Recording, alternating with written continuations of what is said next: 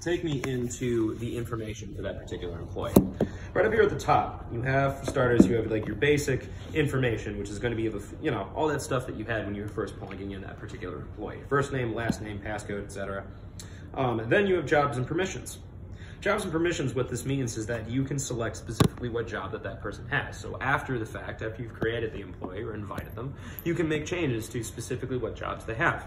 Now, one thing about that is that I have the bartender job selected. If I scroll down, as you can see, the check marks indicate specifically what permissions that a bartender would have. Now, one thing that you're able to do, however, is that you're able to override particular permissions. So if you hit override here, you can go ahead and check the box and add particular permissions for a specific person.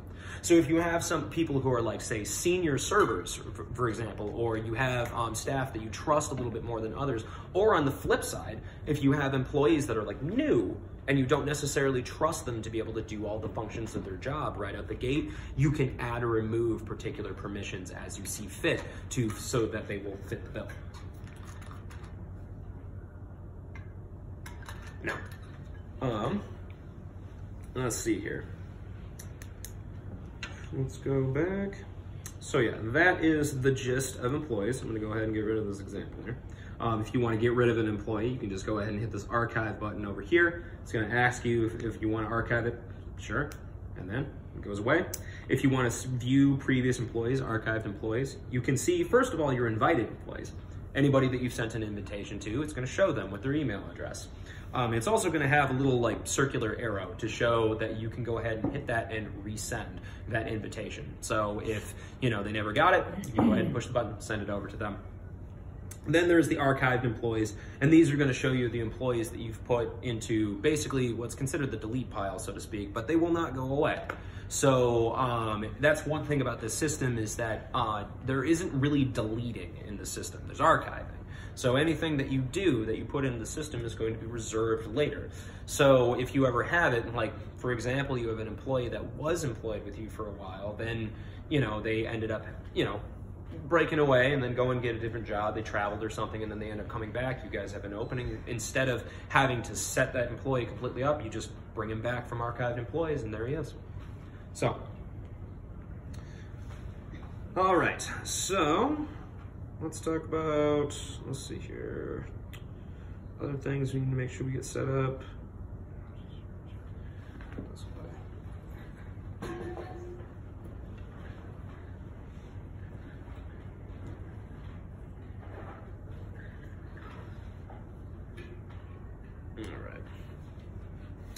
Let's talk about, let's see here. Let's talk about kitchen setup. Now, let's see, always print and show, dining option. No, still show for takeout. Individual tickets. You probably don't want individual tickets for each item in an order. So if you have like multiple things in a single order, instead of it coming out as one big long ticket, it's going to show up as like little pieces. I can't imagine that's going to be something that you would want for the kitchen. Not by pieces. Okay, gotcha. All right, let's see. Answering priority, modifier routing, expediter. This is all stuff that we'll figure out, or I'll be figuring out when I come to do install tomorrow. Let's see. Bold and expediter tickets. Yep. All right. Now, if you were to print changes on a ticket or void a ticket, is it going to send a copy to the back that says changed or voided? No. No, you would have to go back and let them know that it's... Or, I mean, I don't understand. I don't so know basically, why they would need to... if somebody voids an order and they go ahead and void that out, does a ticket print out telling them the order has been voided, or does someone have to go back and let them know? Oh, we go tell them that it was You let them know. Yeah. Okay, gotcha. Same Or thing with... we resend it, and then we No, he's saying like if I send an order to have cheese and I didn't need it anymore, I would just put some Oh. Frankie And you void the order, they don't need it. No. Okay, gotcha. And then same thing with changes, right? Like if you sent something to the kitchen and then you realize, oh geez, I need to add X, Y, and Z. Like you need to add something else to that order. Would you go ahead and add that to the ticket and send it again? Yes. Or would you go talk to them that it was changed? Yes, but the only thing is like if somebody ordered a meal and I've already sent it and they forgot that they don't want mushrooms or something. Precisely, yes. I can't. Once we send it, we can't amend it once it's already been sent. Okay. So we have to go back there and tell them. So it just kind of depends. I mean, you can amend it and send a new ticket. It's just, it's going to It send. would be nice. One thing about it though is it is going to send the entire item with all of its modifiers. That's fine. Okay. Okay. Yeah. So changes will print, voids will not. Am I Yes. hearing this correct? Absolutely. Okay, print changes only. All right, well, we got to keep this just like this. Doesn't need to change. 0. Let's see, ticket screens. Don't got to worry about that. And that's SMS and fulfillment, so that is not necessary. It's going to be, instead of 7.5, it's going to be 8%. And then 5%, and then Check 1%. something. Yeah. All right. I was gonna say, what is that?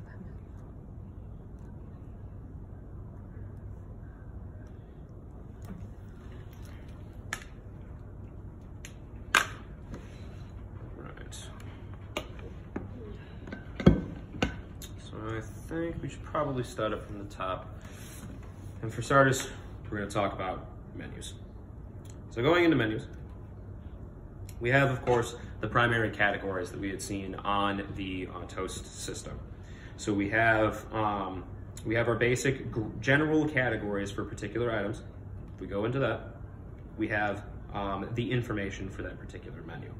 So a menu, you can change a number of things. You can change the colors of the buttons. You can change the name of it so that it appears different to servers. Underneath that particular item, you have your item groups. And then you have, you can set things. You can make a menu so that it's available at particular times of the day or maybe particular days of the week. So the menu will automatically appear and disappear depending on the time that you are currently in. Let's see. You can set descriptions for particular items and stuff and be able to view things like recipes and whatnot, particularly useful for like bar drinks and that sort of thing, so that bartenders will have a reference for drinks. Let's see. And a lot of this stuff is not particularly useful. It's got a lot to do with like weighing and scales and barcode scanning and whatnot. You can designate whether or not items on this menu can be discounted, however. You can make it so that all items in this particular list, whether or not tax is included or it's not included and charged separately. Here, when it comes to all your items, you're charging tax separately. Okay, excellent. That's probably for the best. I know that a lot of places out in Michigan do, like especially with liquor, they like to like factor the tax into the price so that it doesn't show separate. But if that's not a problem for you guys, I wouldn't worry about it. It's usually down in like South Michigan. People get adamant about that. They gotta have it so that there's no tax. Okay, so, and then if I go into an actual, well, first of all, I just wanna point out this stuff here. So first of all, if I go ahead and hit edit, this will allow me to make changes to what I already have here. I'm able to move these items up and down and make them appear in a different order if need be. I'm able to obviously archive them as well. But also there is the add option, which obviously is to add a completely different group. But if I hit this drop down, I will be able to copy an existing group. So you'll be able to take, if you set up a particular menu, a particular group of items, you'll be able to recall that group of items later. So for example, if you have like, you have a group of items that are on the lunch menu, but you also have them on the dinner menu, but they're a little different. They have like different prices depending on the time of day. You can make it so that you can go ahead and take what's already been made and copy it over and make a brand new copy of that. And at which point you can just go ahead and manipulate the prices as see fit. Instead of building out an entirely new group of items, you can just take what already existed and just make a version of that. If you were to do that, you would go to copy existing groups, search for what you want, and you would want to make sure to check make a deep copy. That'll make a completely new version of that group, in which case you can manipulate. If you don't make it a deep copy and you make adjustments to it, it's going to adjust every version of that same modifier group or group of items, etc. If we go into here, see, and then we have options such as menu group provides pricing, so you can set it so that, go away please. You can set it up so that if you check this, you can make it so that everything on this particular list, for example, we can make everything on here like $3 at the same time. Instead of going through and setting $3 for each and every one, you can make it for the entire kit and caboodle.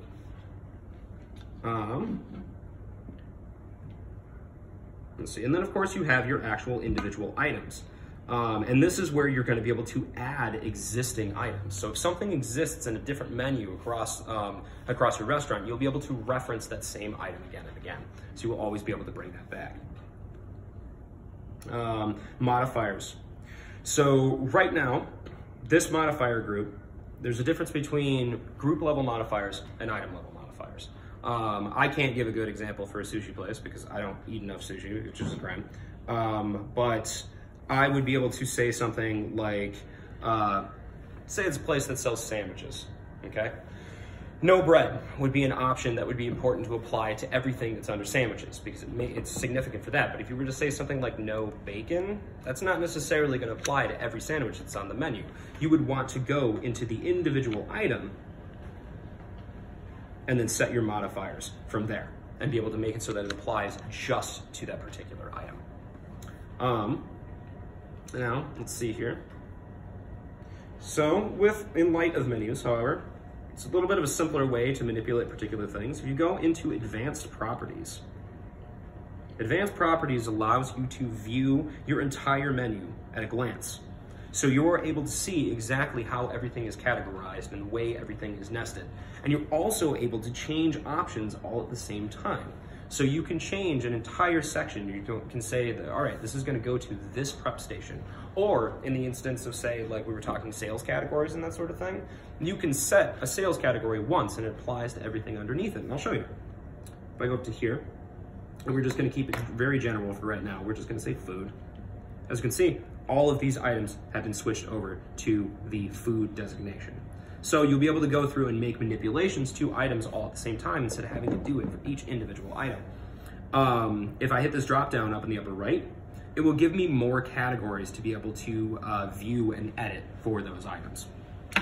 Things such as, let's see here, whether or not it can be discounted, taxes and whatnot, its prep time, sort order, etc., etc.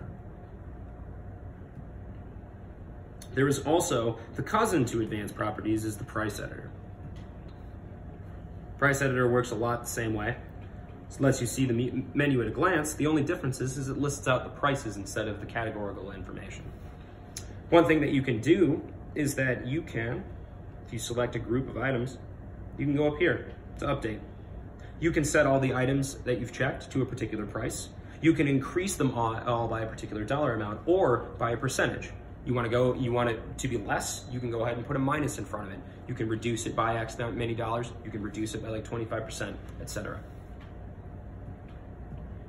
There's the open items list. Open items, it looks like you didn't have any set up. Is there any particular instance where you guys would need to put in an item that's not in the menu? Okay, that happens all the time. Okay, gotcha. So I'm gonna go ahead and build one of these out for you. So we go over here to add. So for this, we're just gonna say open food. Oh, it's already got it for me, perfect. Can we actually have like open teppan and open sushi? Absolutely. Would you like those to be there instead of open food? Yeah, so okay, then absolutely. Send it to the correct printer. You got it.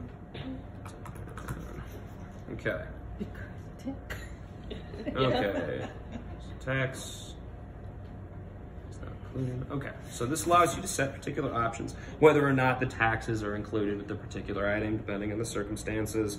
It allows you to set, where it's prepared, what prep station it goes to, and all of the designating this is important just because, we need to make sure that if you're setting a food item that doesn't have any specific designation, you want to make sure that it gets to the right place.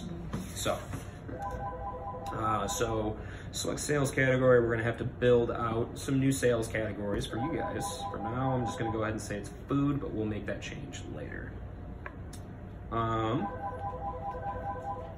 So then, and open sushi was the other one, correct? Open sushi and open bar. Open bar. Open bar, open steakhouse. Okay, open steak. You got it. You can do open a baju. Just the steakhouse. And... Okay, so open teppan, open sushi, we got open bar. And then of course, now here's the question though. Open bar, I would need to apply a specific sales category to it. Are you going to be, in terms of sales, are you going to be separating, do you serve beer here? Yes. Will you be separating beer from liquor in your sales? Oh, No. No, will it just be alcohol Yes. combined? Excellent, no problem. Okay. Just for now, we'll say liquor, but we'll change that over. Open bar. And it was open steak. What was the other one? Open sushi. Open. Just do open teppan, I got open sushi, open teppan, open bar. not steak. Not steak. Cool. Only So three. only the three? Perfect, no problem. And to show you how that works, now that we've gone ahead and set that up, let me go back into the toast system, go back into the front end, take a look at that. So now, let's see here, let me start a new order. Oh, maybe I didn't publish it, I don't think I did.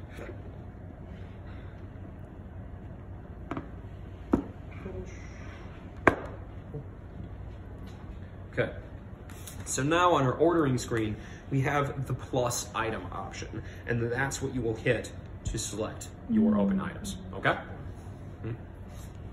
So now, let's see, advanced properties, price editor, items database.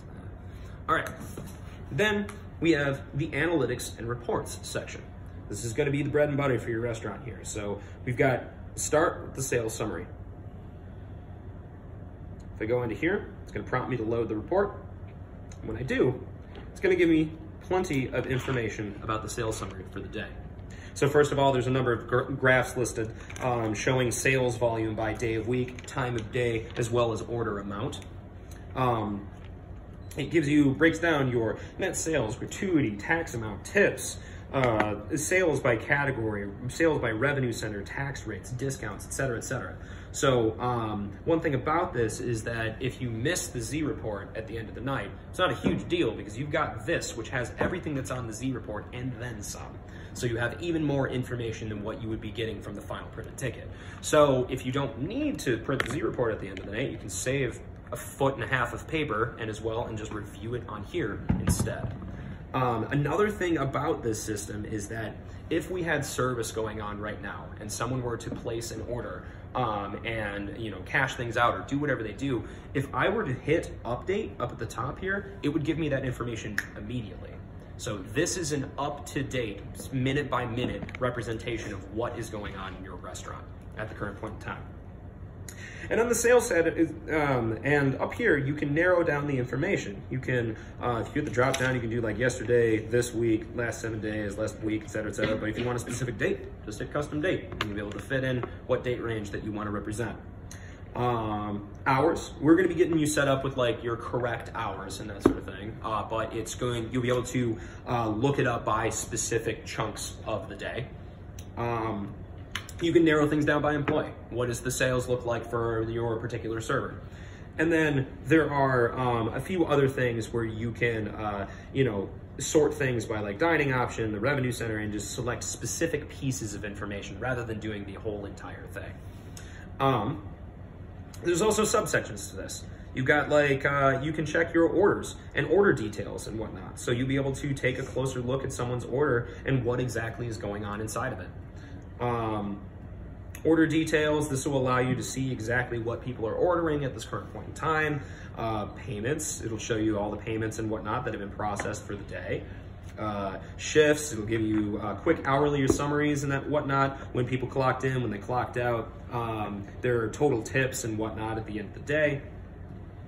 cash. This will help you monitor the cash flow coming in and out of the restaurant, as well as cash drawers, which is going to give you the actual breakdown of the transactions that were performed on the cash drawer. Now, if I click this drop down over here, it's going to present me with categories. These categories are the exact same as what you would find over here.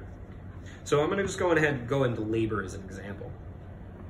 What it's going to do is it's going to present me with a number of modules, and these different modules will allow you to specify particular pieces of information. So for example, you have the employee productivity module. You can use that to compare employees head to head with each other and be able to see things like, why is it that this employee gets more in sales but less in tips, but this person gets more in tips but less in sales? Why is that? And it'll help you, be able to train on that stuff. You'll be able to take a look at your time entries and make adjustments as such. Who's been swiping in and out of the system with their cards. You can also, like if I go into the menu section, you're able to see your overall breakdown and see like what your top sales categories, top items and modifiers and whatnot. And you'll be able to see exactly what you're selling and what is most popular at your restaurant. You got like your product mix, which will show you, gives you the overall breakdown of what you're selling and how many and for how much. So it gives you all kinds of information about exactly what you're selling in food. And so yeah, this gives you a lot of options. So what I recommend to customers is that once they've had the system for, not even 48 hours, to dive into this system, dive into the analytics and take a close look at it, because there is virtually no piece of information that you will not be able to glean from the analytics and reporting, okay? Anything that goes through the Toast system is recorded and reported, okay? So, moving on, we've got the find checks option. Find checks is the exact same thing as you would find in the front end of the Toast system under find checks.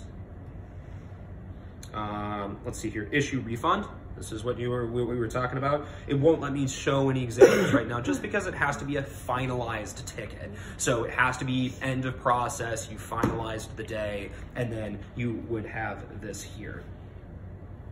Let's see here. Send notifications. Not sure exactly how many screens you guys are getting over here, but you can go ahead and you can send a notification across particular devices in the restaurant. So you can send it based on, first of all, like what default screen we set things up in. Most of your stuff's gonna be set up with like table service and whatnot. So you can designate so that all the table service devices are going to receive this notification. You can also do it by job, which I think is the more effective way to do it. If you want to, for example, tell all your servers that you're 86ing a particular item, you can go ahead and send that notification instead of hunting everybody down and letting them know. Works a little better with handhelds, but it's still, every time somebody goes up to the terminal and punches in their number, if they you sent the notification it's the first time, it will present them with that notification the moment they sign in. And then you can send your message, and then this will tell you exactly what messages you've sent in the past and whatnot. Let's see here. Service prompts. This is something that you could potentially set up to keep particular servers on track. It's useful for things like remember to get the customers water and whatnot. Remember to, at certain like Italian restaurants, remember to bring a bread basket or something like that. So that's typically what this would be useful for. It can cause some problems just because it has to. So let's say that you can make it so that the add items groups or items or menus. So you can make it so that the employee has to have X number of this item per seat at the table. If you were to set it up for something like drinks, you would say things like, for seats 1 through 4, you got like a Coke, a lemonade, or whatever, you would set all of those. The problem is if somebody orders a water, you would have to have a specific $0 item that is a water to include with the order in order for make this work. Otherwise, the servers won't be able to continue without those drinks designated. So, but yeah, just something to keep in mind. Very good for keeping servers on track. Publish config. Publish config, what this is it allows you to view all of the changes that have been made on the back end, as well as on the front end in the case of quick edit. So you'll be able to always be able to see who exactly is making changes when they're doing it. The only one problem is that you won't be able to view exactly what changes were made, but all you have to do is call that toast support number and we'll tell you exactly what was changed in that particular instance. I think the reason why we hold back on that is primarily because the system is complicated. Like if we go actually into this, it's very, very complex with all kinds of things going on. So I think we just it's just easier for us to assist. Let's see here. Things like overtime rules, something you can set up, which are things like, how many hours does somebody work before their pay is multiplied by what amount? It's so simple as that. It's just changing the amount of hours as well as the factor that is multiplied by. There's tip and gratuity distribution. If this is activated, tip withholding will reclaim a portion of employee credit card tips to cover processing fees. Would you like to enable fee processing? Credit card fee processing. No, we pay the processing fee. Okay, gotcha. Excellent. All right. Do you servers take breaks or anything like that? Do you enforce the breaks for particular periods of time, or are they paid? Are they unpaid? Because basically the reason I ask is because you can set up breaks so that on the clock screen, instead of you've got your clock in, clock out, and then your done button, you would also have a break button. You can hit start break, which will tell them, and it'll immediately start counting for that. Sure, you should. Okay, absolutely. And the breaks, are they paid or unpaid? Unpaid. Well, yeah, the break is unpaid. Unpaid. Okay, gotcha. So I can go ahead and turn that on. And then again, that will log exactly how long they've taken a break for, and they'll have to go ahead and come back from their break before they can be considered clocked back in. Now, unpaid break, and of course, there's no minimum time for a break enforced, right? It's usually for minors and that sort of thing. Let's see. All right, let's talk about hours and services. So, do you have a difference in let's see, is that what showed on the menu before I ask a stupid question? Okay, do you guys have a difference between lunch and dinner here? In terms of price and service and that sort of thing? We're only open for dinner. Only open for dinner? Okay. If we're open all day, it's for Valentine's Day, Mother's Day. Got it. But it's the same price. Okay, gotcha. Okay, so hours and services, so you guys just have the regular service. Does that include the early bird menu? I think the early bird menu is going to be a menu. Yeah, it would be a menu.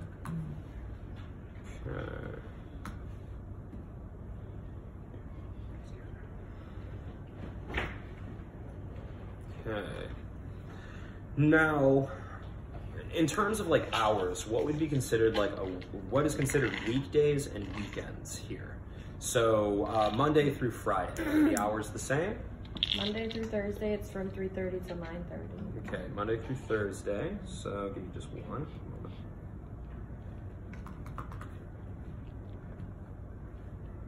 Okay, so Monday through Thursday can be considered weekdays, and during that period of time. So when do you open for service? 3:30.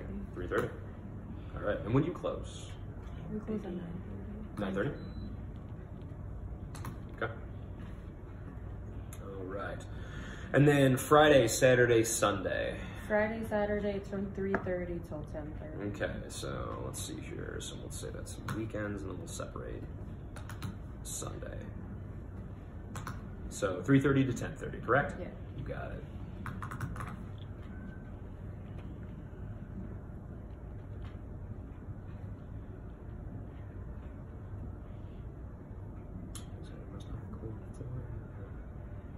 Oh, whoops.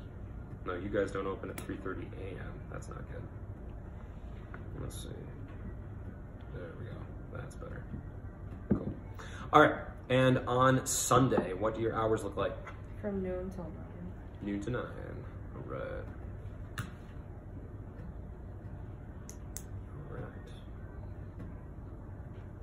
And there we go. All right. So your hours are properly set up. Now, receipt setup. So obviously you guys are not at 401 Park Drive, Boston, like it shows. What is the address here? 2929 South Saginaw. 29 what? I'm sorry. 2929 South Saginaw. South Saginaw. Okay. Here is Midland, Michigan. Zip code? I think it's 486. 640. Is it a 0? 48640. 48640. And would you like to include the phone number with the header as well? So the address is going to appear up at the top with the name. What's the phone number? 495. 99. Oh, sorry. 989. 989. 495. 495. 6000. 6000. Got it. All right.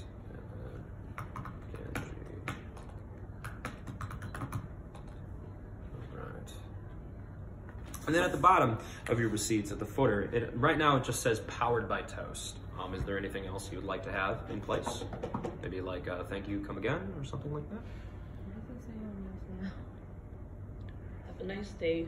Come again. I think it says something like, or thank you for coming in and drive safe or something like that. No, it didn't. Yes, it Go does. look at the receipts. I'm gonna get myself That's some water. something a server always say. Yeah. I don't think it says drive safe on the receipt. Really? Interesting. Just go get the receipts already from last night. Because he won't print anything. Have a wonderful day. It says I thank think you. have a nice day. Thank you. Have a nice day.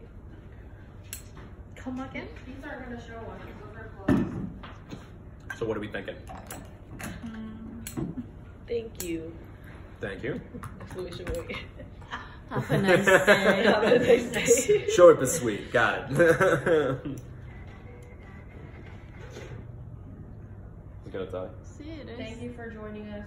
Please travel safely. For Oh. She's right. Yeah. joining us. And then it has Please says Genji Maple travel Trail. safely. All right. Okay, so let me see here. So one thing I also want to point out, I forgot to cover about this, is that, so setting the tab name.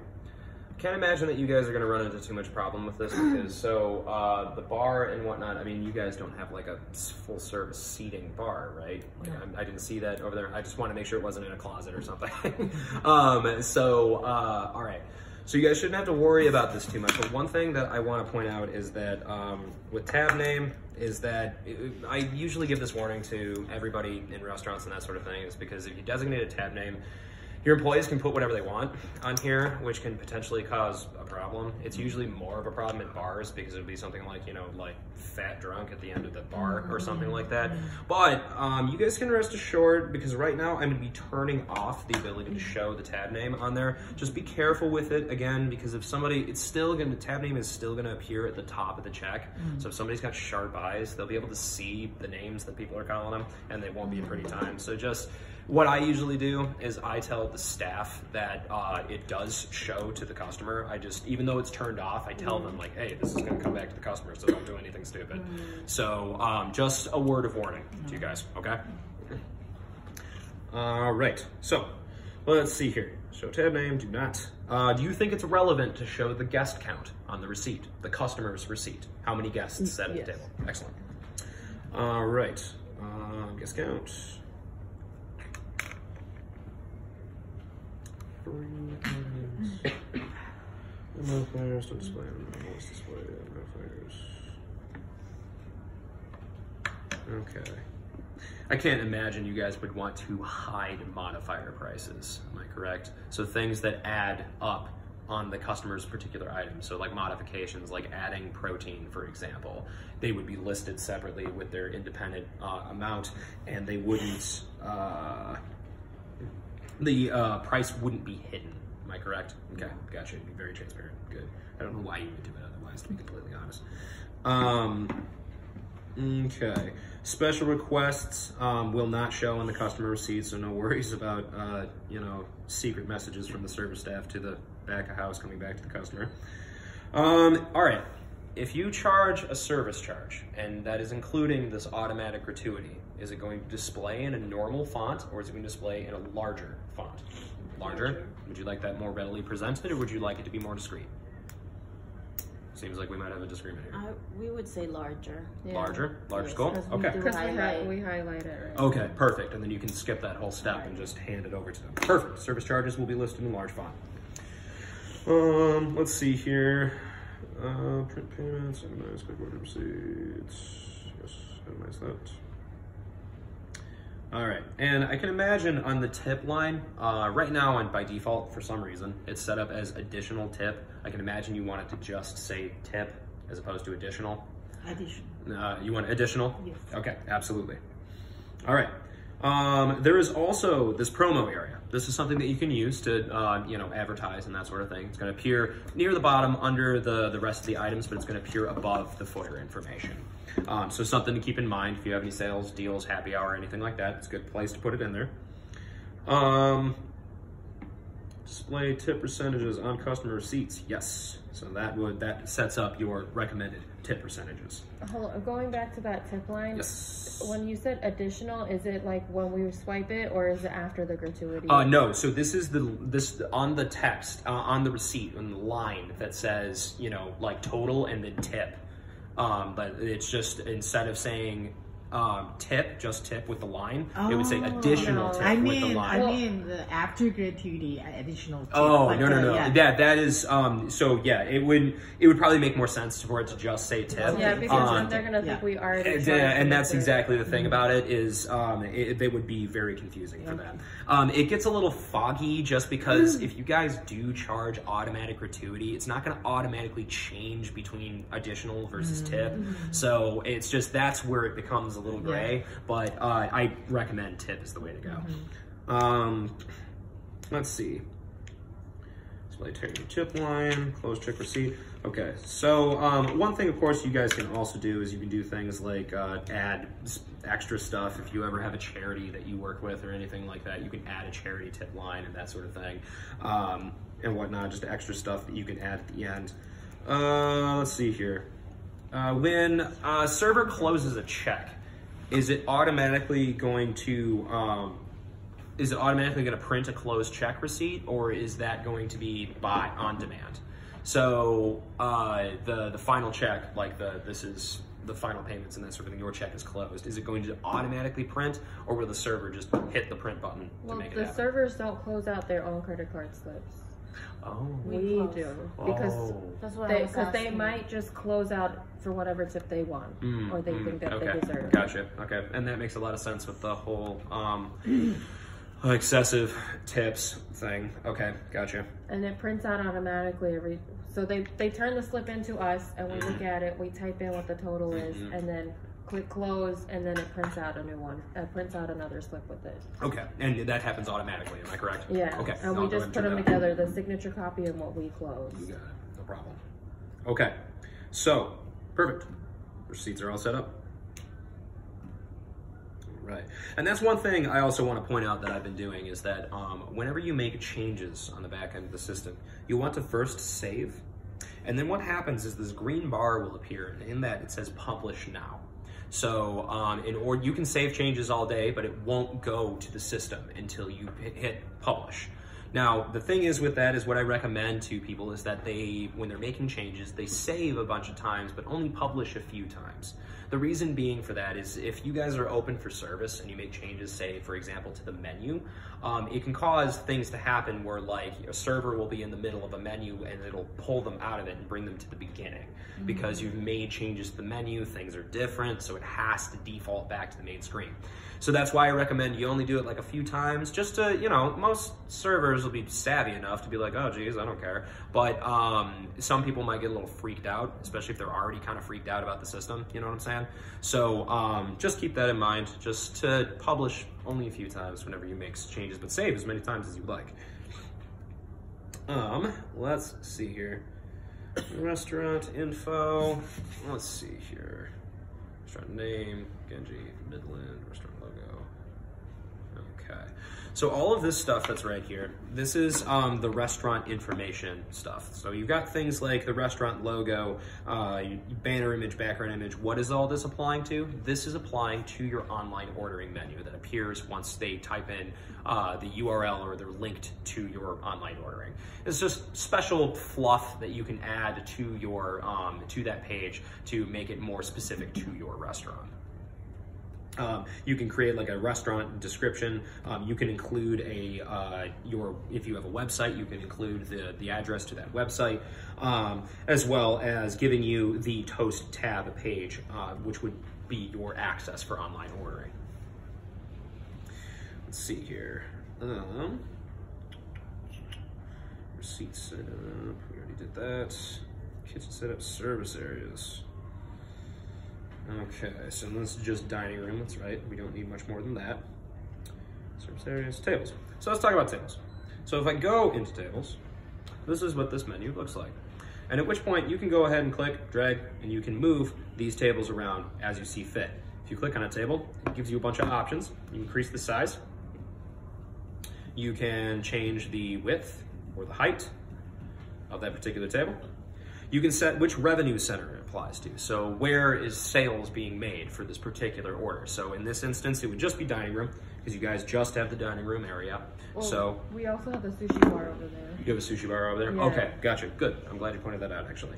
We'll set that as well. But yeah, and if you want to remove, if you want to add a table, click and drag over to that area, and there it is. If you want to remove it, click and drag off of the, if you click and drag off that, it turns red. It'll ask you if you want to delete that table. Absolutely. And then of course you can designate the number right here. Yeah, it can be alphanumeric, so it could be like A1, A2, or something like that if need be. That's another piece that I would also recommend as homework, if at all possible, to just set up the tables and that sort of thing. Again, I can assist when I come in tomorrow, if need be. So, but I mean, the more done, the better, you know. So, let's see, courses. This is what you can designate for things like coursing and whatnot. So, like, this is what comes up if under one of the modifiers alongside things like discount item and special request and that sort of thing, the automatic modifiers that Toast sets up. You can designate course entries so that you can do things like, say someone wants an appetizer as an entree. You can go ahead and hit course, select entree, and then it'll print to the back that this is an appetizer, but it's gonna come out as an entree, for example. Okay. Let's see here. Prep stations, this is what we were gonna worry about. This is all like where the printing goes when particular items are ordered and by what particular station type and that sort of thing. It'll be up to me to get this all figured out, and if need be, I'll bring you guys into the mix. Let's see here, production items, dining options. Dining options, this is where you would go to designate specific dining option types. One thing I'm gonna do is I'm gonna go ahead, you guys don't do delivery, right? Or you do through like Grubhub or something like that? Okay, that's uninvolved with Toast, so nothing to worry about there. Save. What are you telling me? It's used by online order. Okay, well it won't let me remove delivery just because online ordering is using the functions from that. So it is what it is, just ignore delivery, it's not a big deal. Dining options. So then there is printers and cash drawers. For the most part, this is something that we worry about because you got all kinds of information here like IP addresses and stuff like that. One thing about it though is you can change the font size on particular tickets. I'm personally going to be setting up, with your guys' opinion, but I think you might be in agreement with me, is that they start as like medium, which is significantly larger than the text you see on these receipts.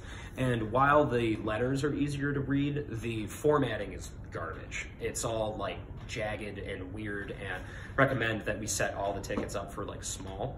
But if you ever want to change that in the future, you would just go to your specific printer, and we'll rename them so it's a little more specific. But you can just go in and change the kitchen and customer receipt font sizes. And you can also designate backups as well. That's going to be part of what I'm doing, is going to be setting up your printers so that they back up for each other. So if you have one server printer that runs out of paper, the other one's going to start printing tickets for that one. Also, this is where you designate whether or not that printer has a cash drawer associated with it. In your instance, only going to be the one, so it's nothing to worry about. But you would also go into here to adjust the automatic starting balance for that drawer. Speaking of which, what is the automatic balance for your cash drawer? 300. 300. You got it. Perfect.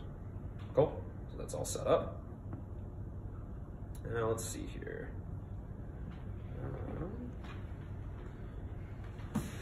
Okay, so let's go under payment options. This is another important one for us to go through. Let's see. This is all digital receipt stuff. Don't need any of that. You guys don't have handhelds. Okay. Signature threshold, print receipt threshold. So there's things that we can set up. So like if a transaction is under a particular amount, it doesn't include the signature line, so they don't have to sign for it. Is there anything that you think would be like cheap enough for that to matter? We would like all of them to have All of them to be Yeah. signature. I'm personally with you on that because it better cover your butt than anything else for sure. So now with the bar, is there anything, you guys going to be taking tabs? Do you take tabs for bar or anything like that? I wouldn't think so because it's primarily table service. Am I correct? Okay. Let's see here. And this is the background processing of transactions. This is the whole deal when I was talking about where like transactions can be processed even offline. Yes, offline mode recommended. I recommend you never change this setting. So I just want to point that out. Please keep it unrecommended. Things will work better that way.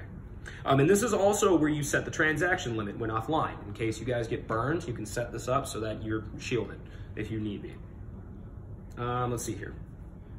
Digital receipt options, don't need any of that. Level up, nope, we're done here. Perfect. All right. Let's see, other payment options. I'm just gonna show you guys how this works.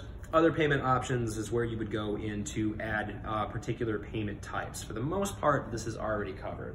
You got things like the gift certificate, for example. I mean, it's usually like a good faith paper certificate and that sort of thing. But if you have other particular payment options, one thing that people sometimes like to put in here is check.